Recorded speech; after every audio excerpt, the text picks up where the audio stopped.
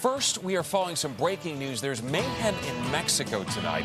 A cutthroat drug cartel is fighting back after its leader was shot and killed today during an arrest by Mexican soldiers.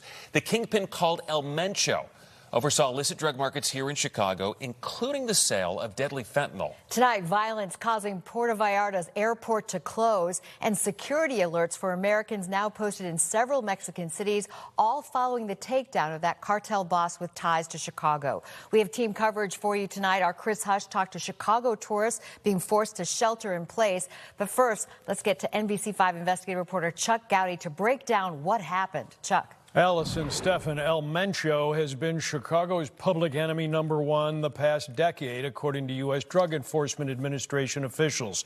The most wanted fugitive here and in Mexico as well. DEA officials say Mencho's new generation cartel controls a sizable portion of the Chicago drug market and is responsible for thousands of fentanyl overdose deaths in recent years.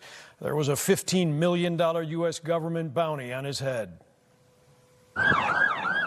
This day was decades in the making. Nemesio Ruben Asegura Cervantes was a career cartel man, the kingpin known as El Mencho, growing up in the drug trade until he owned it. Operating freely in Mexico, his most productive franchise and North American transshipment outpost here in Chicago, according to U.S. drug investigators. Until today, here in Tapalpa, a small town of 20,000, 2 hours southwest of Guadalajara, when El Mencho and 9 of his henchmen were killed in a firefight with Mexican troops. This was a concerted effort from the U.S., our guys, other agencies, but it was the real push of the Mexican government.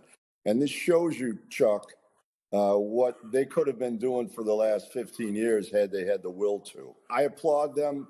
And it's important that they keep this as a sustained operation across the board. Jack Riley was the legendary leader of the DEA field office in Chicago and oversaw the investigation into a drug lord of a previous era, El Chapo Guzman. Riley says Sunday's move on El Mencho by the Mexican government was the result of pressure from the U.S. #1, declaring the cartels terrorist organizations, and then the administration's commitment, and I think to a certain part threats that they would actually get more and more involved. So I think the Mexican government, particularly this president, which I'm happy to say, is taking it right to them and is listening, I think, to the White House. It's certainly using our resources the way they should have been used years ago. This retaliatory cartel violence across Mexico after the El Mencho takedown is proof, according to Riley, that the drug organizations have been hit hard. For all my friends and the people in Chicago, this is a major hit.